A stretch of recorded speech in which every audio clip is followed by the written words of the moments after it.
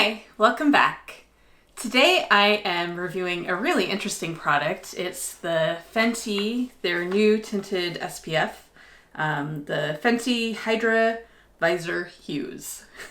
And you have to check the spelling of it because it's a little silly. So it's listed as a tinted moisturizer, broad spectrum mineral SPF 30 sunscreen. And so here's the box, and I'll go ahead and take it out. Now, I was really excited when Fenty announced that they were doing a tinted SPF. Obviously they have a really great reputation in terms of their shade range, and I feel like there's really a need to see a broader shade range in the tinted SPF products. And my thought was that maybe this would even be the kind of product that you could reapply over the course of the day. This turns out to be quite different than I expected, but I think that means that for the person that this is for, you're going to love it. And for a lot of other people, once you see how this actually looks when it's on, I think you'll know whether or not to pass it by. This is pretty expensive for a sunscreen. It's actually $42, which puts it in the same price range as their any of their regular foundation products, like the Fenty Luminous foundation that I've reviewed before. And so actually, I think that turns out to be an indicator of what kind of product this really is. But it'll be easier if you see it, so let's just go ahead and put it on. I'm going to put... Oh, I'm realizing one more detail that I actually need to mention. This is the refill for it. You can also buy an additional sort of capsule that it goes into that has a matching color on it, but it's perfectly functional with just the refill. So if you were curious to try it, I'd say go ahead and get just this part. And then if it turns out to be a favorite, you can buy the reusable part of it too and have something that'll look nice on your counter. Anyhow, let's, go ahead. So there's one pump. I think I'm actually going to do two. And this is the shade 1. So it comes in 10 shades, 1 through 10. This being the lightest. This is stated that it covers the shades 1 through 4 in the ease drops. I happen to know that I wear shade 1 in that range. So it's interesting that this, which is quite a bit deeper than I think either shades 1 or 2, that this is the shade that covers that entire start of their shade range, I think is interesting. And I wonder if they were just thinking that people who are really fair wouldn't go for the tinted version at all. Because I wouldn't say that this does a very good job of encompassing that part of it. But, I've only swatched it. I haven't put it all over my face. So maybe it'll blend out into something that works a little bit better. And because it's a sunscreen, I generally apply those with my hand. So I'm just going to put a little bit on each part of my face. This is something that I do so that I can keep track of whether I've applied enough. Kind of split it up and put it on all of the areas. And because I knew I was going to be testing this today, I don't have any other sunscreen on. I just did the first part of my morning skincare routine with the moisturizer. I talked about that a little bit in my May favorites video, if you want to see. My skin is kind of grouchy today because I was testing some other things that turned out to be a little too drying. So that'll give us a good opportunity to see, what kind of coverage this offers. And one of the things that's challenging with an SPF product that has a cosmetic effect is that you're going to be tempted to apply the amount that you need to give you the look on your skin that you want. That may not be enough SPF for the SPF coverage that's stated on the product. In general, on average, it's about a 1/4 teaspoon for your, I forget if it's face and neck, something like that. I find that because my skin is so dry, I usually need to take more like a 1/2 teaspoon, and then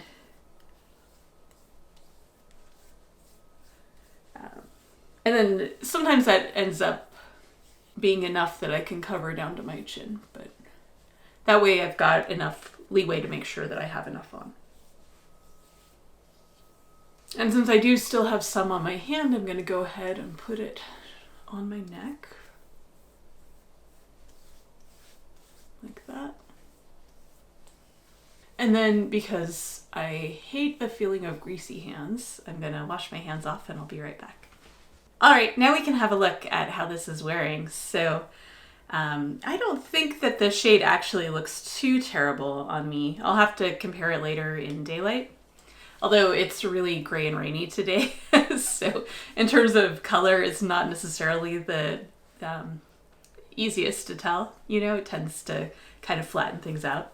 But up close, you know, I can still see the redness of my face coming through. But this offers a surprising amount of coverage. And really going on and just how it's sitting on my skin, it feels a lot more like a foundation that happens to have SPF than a typical tinted moisturizer or tinted SPF kind of product. And you can see it just has this really glowy finish. Now, I want to make sure that it's fully set down before I put anything else on top of it. I think in general that's a really good thing to do with your sunscreen. If it says to put it on 10 or 15 minutes before going out in the sun, that's the amount of time that it actually needs for it to set, so that the film that the SPF sits inside of is able to form a solid layer on your skin so that you don't have gaps and inadequate sun protection happening as a result. So given that, I'm going to go ahead and just quick do my brows. Lately, I've been using the clear brow gel from e.l.f. and a little bit of pencil. This is the Instant Lift Brow Pencil in Blonde. So I'll go ahead and put some brow gel in and then fill in a little bit with the pencil.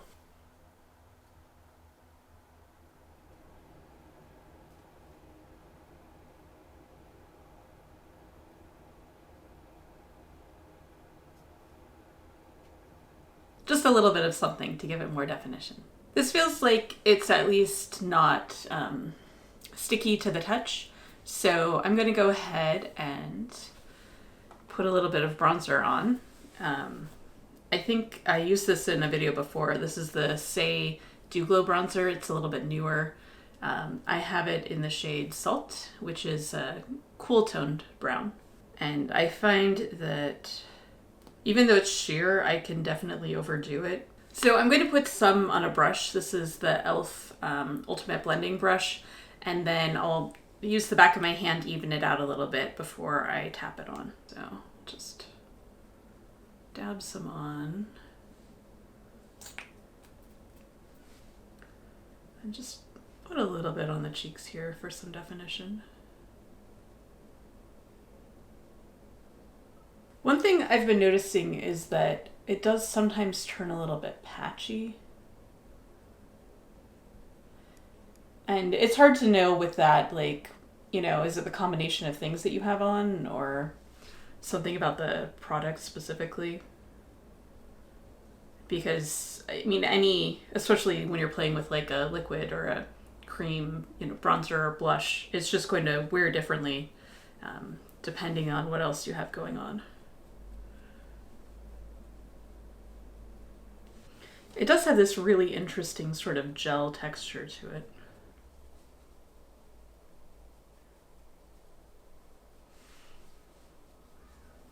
I'll just get a little under the chin.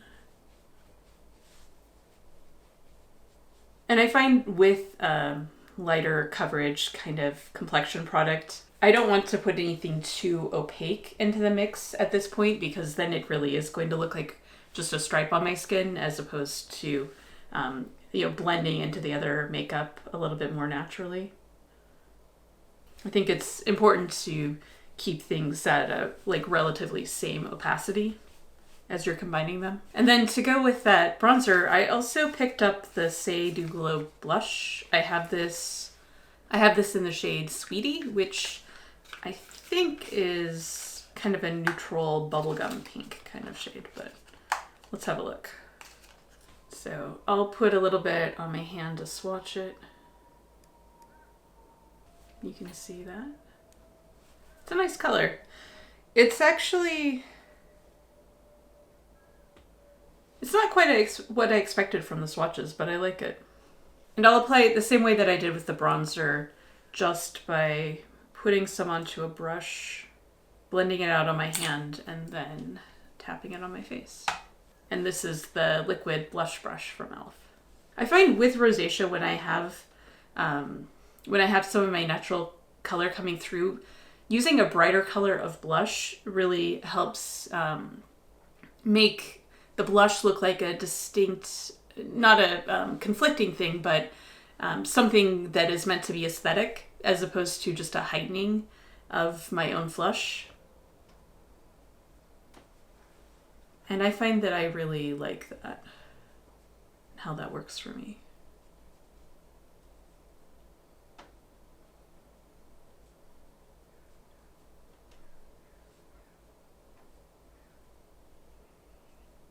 This is a fun color.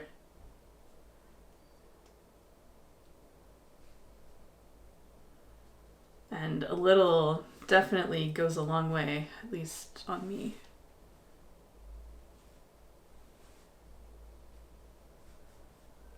So I'll just take it up into the sides of my face like this. And when I'm doing that, I like to put a little bit on the nose. Although I have some irritation here, so actually on the side here too. Maybe I'll put a little bit of concealer on in a minute.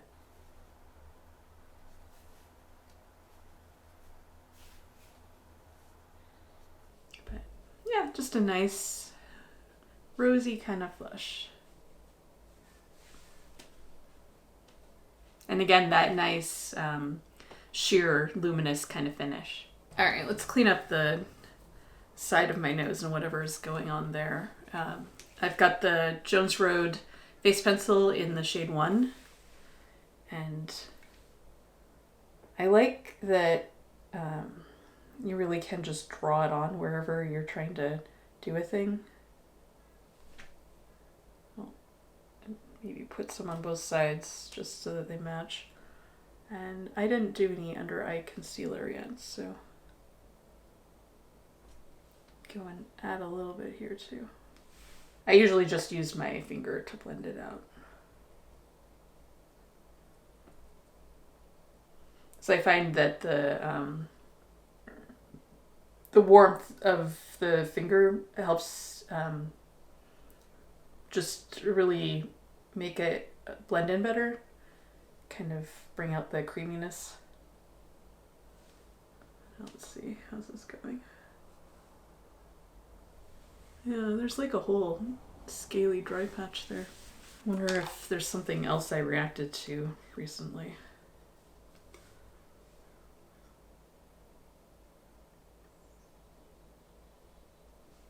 But I can just cover it up the same way.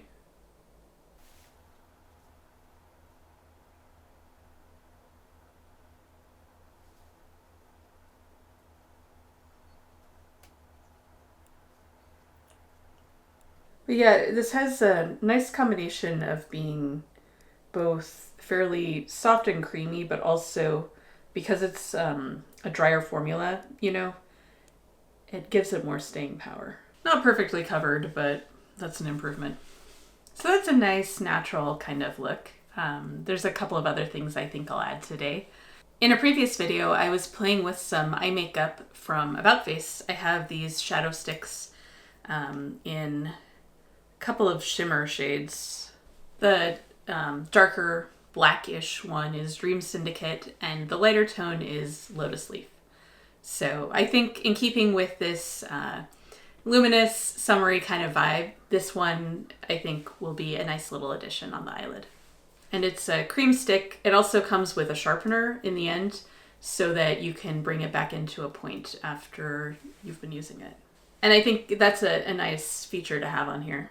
Because I have hooded eyes, it's always good to start with my eyes open so that I make sure that I will be able to see color, or in this case, more just a glow, even with my eyes open without it getting lost in the crease. So I'll just start with some up here, kind of going into the brow bone. And then I can close my eye and bring it down.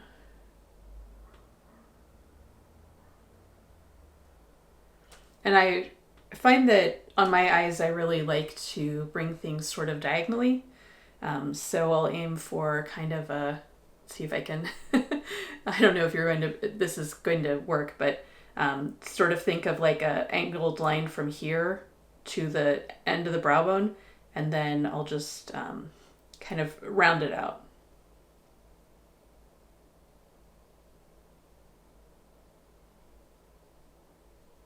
This goes on really nicely. It's a very creamy feeling formula. And then I'll look down so that I can get into the lash line. And then I can take a soft, fluffy blending brush to soften the edges a little bit. And I think I'll use this one from EcoTools. It was part of a, I only have 2 brushes here, so maybe it was a 2-brush set. But EcoTools has some really nice, like good quality, affordable options. And I don't want to move that diagonal edge, you know, so I'm going to really focus my blending on the kind of up and out. And I can already, I can tell it still feels tacky, but it's not moving around a ton, you know? So at least on my kind of drier skin, this should have pretty good staying power. So there's a little bit of glitz. Then I'll do the other eye. And what I like about eyeshadow sticks is you really do just get to draw where you want things to be, you know? You don't have to worry about like holding your brush just the right way. Oh, what did I say? Start with your eyes open.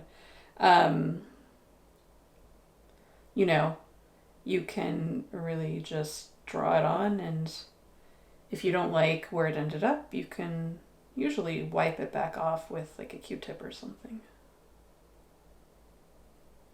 I don't have them currently, but in the past I've used the ones from Pixie.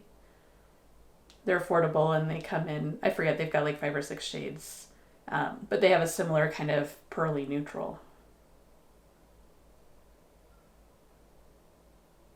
And it's quick, you know.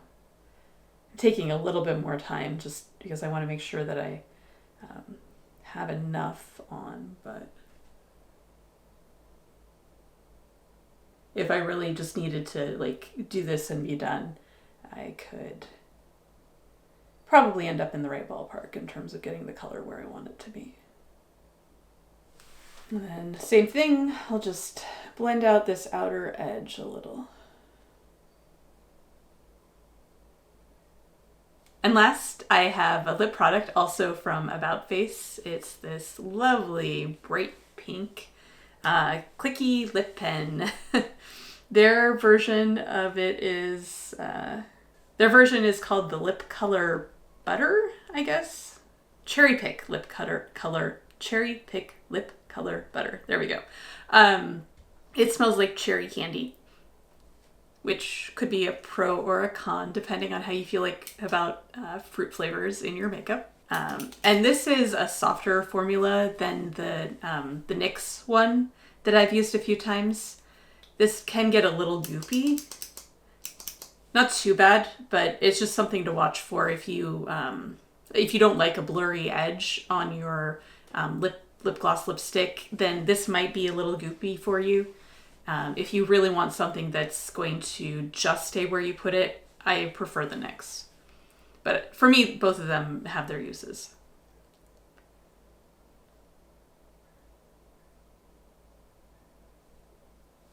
Oh, and if I didn't say this shade, this is Watermelon Take. I think watermelon's a good description of the color. I have to be careful not to rub my lips together too much,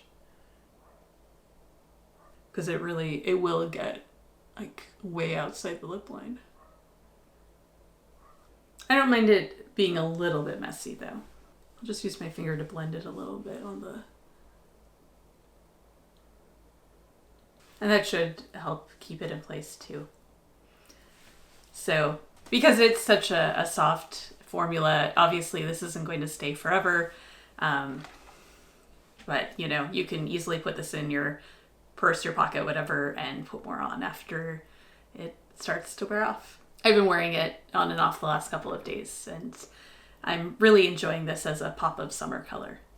So here's today's summer, nice and pink and cheery kind of look. And that also gives us a chance to really see how this Fenty SPF is going to hold up as part of your routine. So let's talk about the pros and the cons.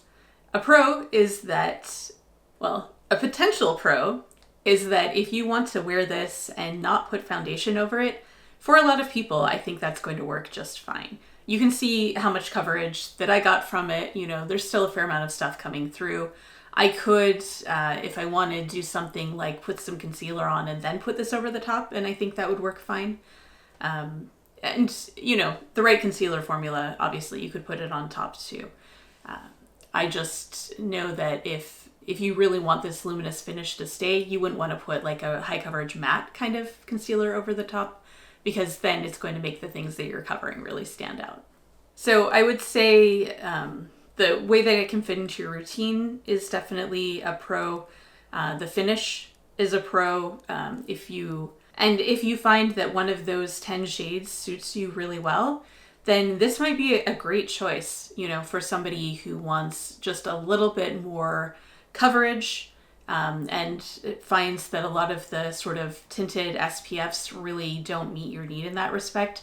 This gives more coverage than the average product in this category for sure. But I would say that the cons are that 10 shades really isn't enough for a product that has coverage like this.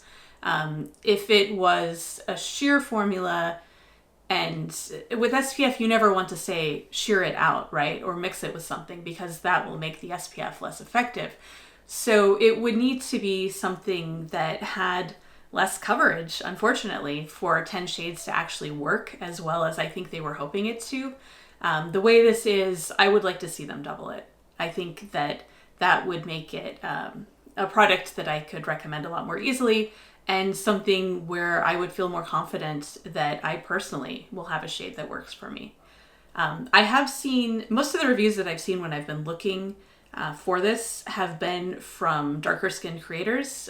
So if you search for the product on YouTube and you want to know like what the other half of the shade range looks like, you'll be able to see a lot of examples of that. And I would say another potential con is actually the finish. You know, if you want your SPF to really blend into the skin, kind of, you know, sit down, so even if there's coverage, you don't really notice the effect, then this also wouldn't be very appealing. You know, I could see for some folks who have oily skin and really deal with a lot of shine, and especially in the summer, you might not be very happy with how this leaves your skin looking.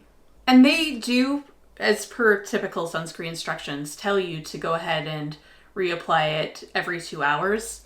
I'm not going to try that today, I think, but I will at some point in the future, because I don't know with this kind of finish if that's going to start to feel pretty heavy on the skin.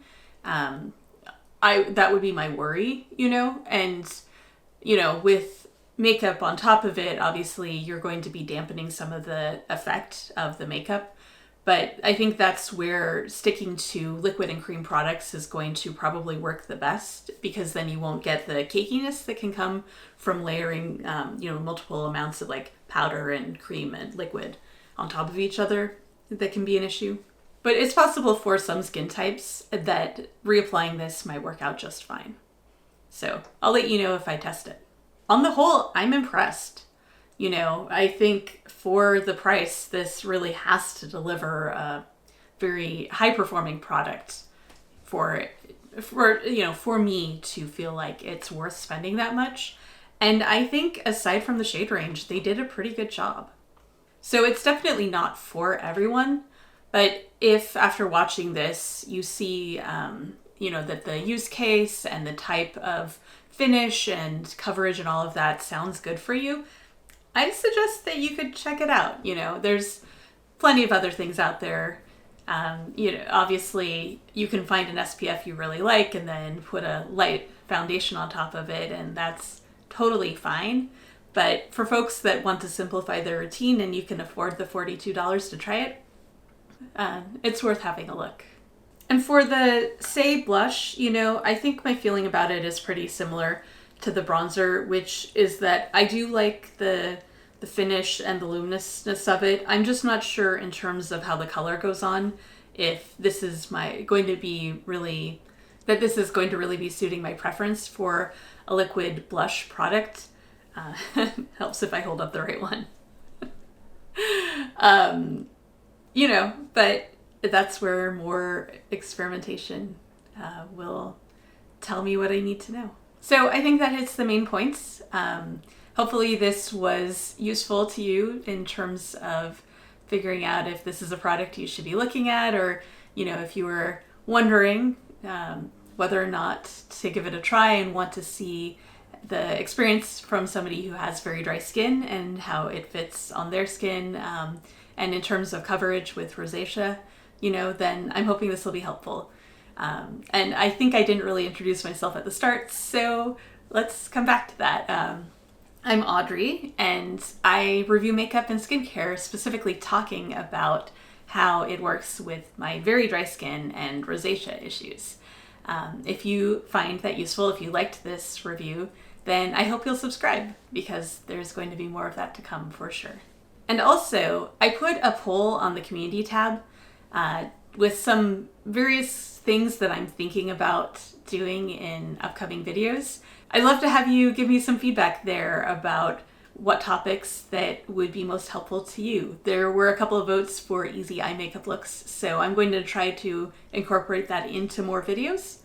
But there's some other things there, and you can always leave a comment too and let me know what else I should be thinking about. So that's it for today.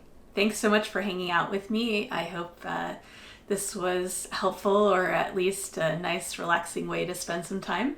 Take care of yourself, and I'll see you soon. Bye.